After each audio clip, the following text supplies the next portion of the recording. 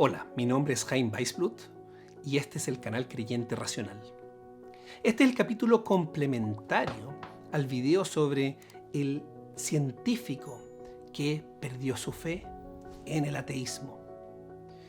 Porque en este capítulo justamente estamos hablando sobre un famoso astrofísico del siglo XX, Fred Hoyle, que fue a través de sus grandes descubrimientos en el área de la cosmología y por sobre todo el origen de los elementos químicos en el universo, que finalmente terminó por cambiar en forma muy importante su visión del mundo. En sus inicios, Hoyle se declaró un ferviente ateo, donde básicamente declaró que la religión era una especie de opio para las masas, que simplemente la gente buscaba la religión para calmar su angustia sobre la situación bastante desesperada, la cual la condición humana es por naturaleza de esta visión ateísta del mundo. Y donde finalmente a través de su investigación y lo que se fue encontrando en el proceso, básicamente terminó por cambiar de opinión hasta el punto de pensar que tener una visión estrictamente materialista, estrictamente naturalista o cientificista del mundo, simplemente, además de ser una posición incorrecta, era una posición irracional. Sir Fred Hoyle fue un gran científico del siglo XXI y que verdaderamente fue muy conocido también porque fue quien acuñara interesantemente el término Big Bang, de la teoría Big Bang, pero no porque le parecía un buen nombre, sino en el fondo lo hizo un poco en tono burlesco, porque él decía esto, un Big Bang, una gran explosión, versus que él proponía la teoría rival que se llamaba la del estado estacionario.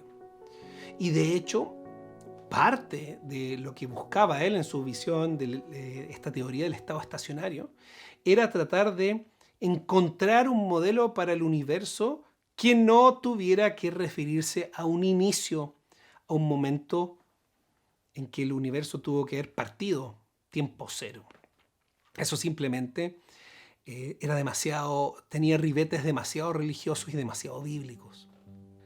Al final, en el año 1965, cuando se confirmaron las mediciones de la radiación de fondo cósmica, Cosmic Background Radiation en inglés, eso terminó por darle la razón o a confirmar mejor la teoría del Big Bang por sobre la del estado estacionario que había sido propuesta por Hoyle.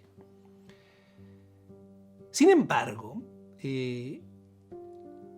la teoría del Big Bang presentaba ciertos problemas. El problema que presentó es que, bajo lo que se podía calcular, en la explosión original solamente se podría haber producido principalmente los elementos químicos más livianos, como helio, hidrógeno y un poquito de litio.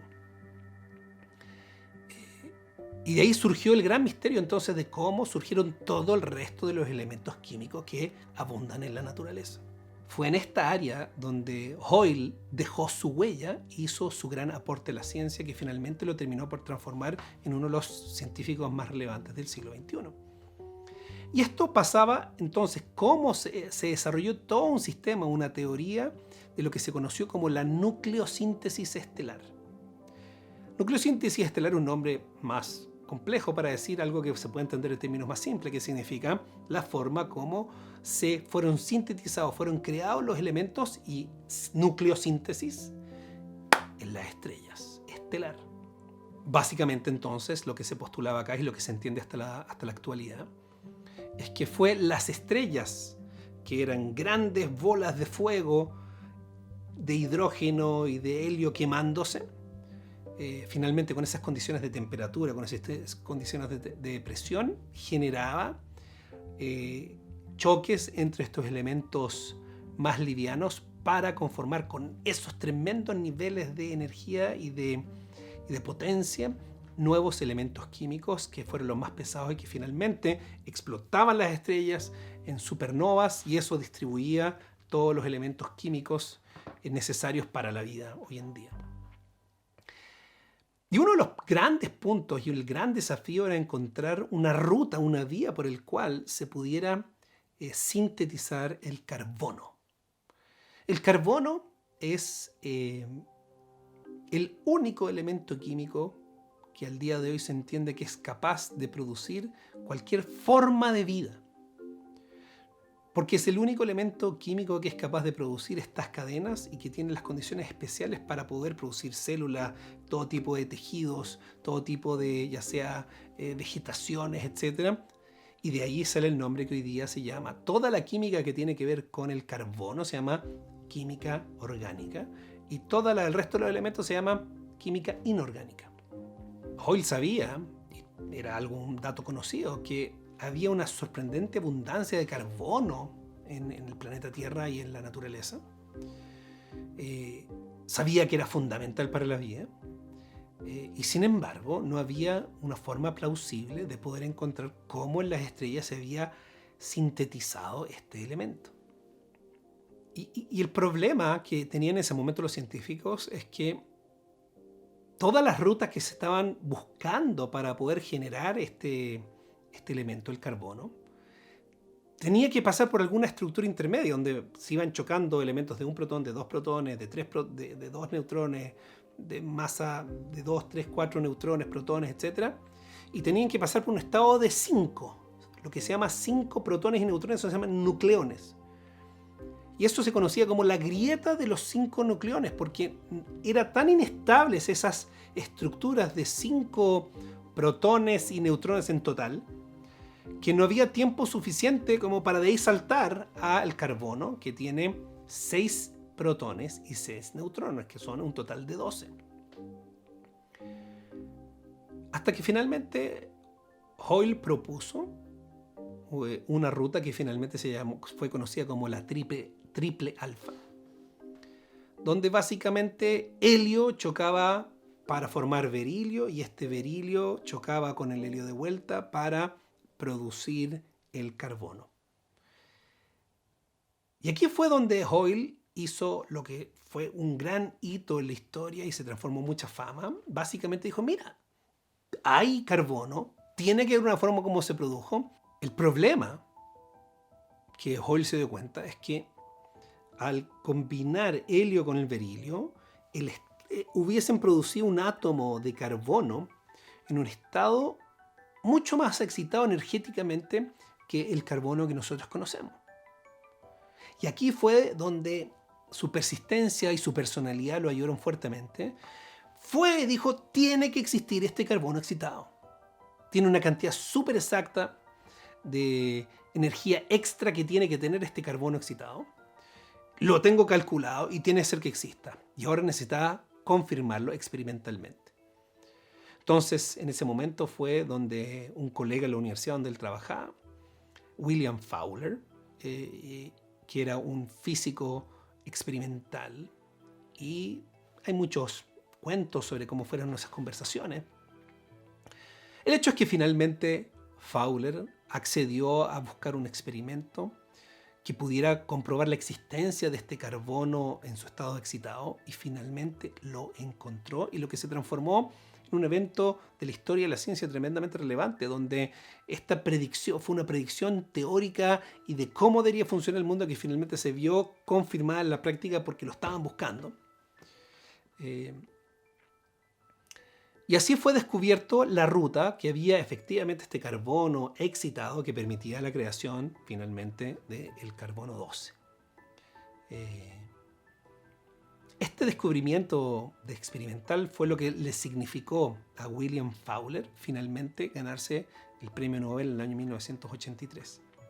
Y aquí es donde, en este proceso fue donde Hoyle empezó a confrontarse con una realidad tremendamente impresionante que lo empezó a llevar a cambiar de posición de este ateísmo naturalista súper exacerbado a una visión que finalmente cambió su postura a algo bastante más cercano a Dios, lo que podríamos llamar. Porque Hoyle se puso a explorar cuáles eran las condiciones que tenían que ocurrir para que efectivamente estos átomos más chicos como el helio y el berilio se pudieran combinar y producir este carbono más excitado. Y se dio cuenta que las condiciones eran tan exquisitamente precisas que finalmente se dio cuenta y dijo, ¿Esto cómo no puede ser? Es impresionante lo específico. Y después se empezaron a sumar hallazgos tras hallazgos tras hallazgos, descubrimientos tras descubrimientos, que finalmente terminaron por convencer a Hoyle de que aquí había algo que no estaba funcionando de acuerdo a la visión materialista que él pensaba que tenía que funcionar. Entre otras cosas, lo que él descubrió era, por ejemplo, que la fuerza electromagnética, hoy día nosotros observamos un cierto valor a la fuerza electromagnética, tendría un rango para poder modificarse el valor de esa fuerza electromagnética solamente de un 0,5%. De no ser así, no habría la viabilidad para producirse el carbono. De la misma forma, Hoyle se dio cuenta que la fuerza nuclear, la que mantiene conectados el núcleo de los átomos, tiene un cierto valor hoy día y que tiene solamente un rango pequeño de una variación de un 0,4% de variación en su valor observado, y ya no habría la posibilidad de tener átomos de carbono. Se dio cuenta además que los elementos que constituyen los protones y los neutrones son quarks. Se dio cuenta que la masa tenía que ser exactísima, muy precisa. De forma tal que, por ejemplo, los up quarks, que constituyen estos protones y neutrones, están afinados con un nivel de precisión de 1 partido por 10 elevado a 21, que es un número fenomenalmente precisísimo. 21 ceros. De la misma forma, el down quark tenía que tener el mismo nivel de precisión, alrededor de 1 partido por 10 elevado a 21. Y así, con el pasar de los años y nuevos descubrimientos que se empezaron a gatillar desde ese momento en adelante, se acumuló tanta evidencia sobre estas precisiones impresionantes para que pueda haber cualquier tipo de vida en el universo, que finalmente Hoyle declaró en el año 1981 lo siguiente: una interpretación de sentido común de los hechos sugiere que un superintelecto ha jugado con la física, así como con la química y la biología, y que no hay fuerzas ciegas de las que valga la pena hablar en la naturaleza. Los números que uno calcula a partir de los hechos me parecen tan abrumadores que hacen que esta conclusión sea casi indiscutible. O sea, lo que Hoyle está diciendo es que básicamente no creer que acá hay un superintelecto involucrado, básicamente es una posición irracional. Y aquí tenemos un caso tremendamente importante, que es el punto que queremos manifestar en este video. El caso de Fred Hoyle nos muestra que fue la investigación científica la que lo llevó a modificar su visión de la realidad, y que la llevó de un ateísmo naturalista a una visión de pensar que tiene que haber un superintelecto. Muchos de nosotros estamos dispuestos a llamar ese superintelecto Dios. Y lo que eso demuestra entonces es que creer que hay un superintelecto que está detrás de esta naturaleza que tenemos nosotros tan impresionantemente precisa para que podamos estar acá compuestos del átomo de carbono, básicamente es una posición racional, hasta el punto tal que podríamos incluso, según Hoyle, uno podría leer en sus palabras que la otra posición es irracional. Sin duda que muchos otros científicos han estado buscando explicaciones alternativas a una superinteligencia para poder explicar esta impresionante y exquisita precisión que permiten generar el carbono en las estrellas. Probablemente en futuros videos estaremos discutiendo la validez científica y la validez filosófica que tienen estas teorías alternativas que buscan hacerlo. Pero lo que queda sin duda de manifiesto es que la posición de creer en Dios es una posición que está avalada por la ciencia. Hay evidencia que es perfectamente racional interpretarla de la forma que significa que Dios hizo, o un superintelecto, como dijo Hoyle, está detrás de la naturaleza. Si te pareció interesante la discusión y te interesaría recibir más de estos videos, entonces suscríbete al canal, déjame tu like, aprieta la campanita para que te lleguen las notificaciones de cuando salga un nuevo video de esto, y así me ayudas a que le lleguen a más personas. Nos vemos en el próximo video.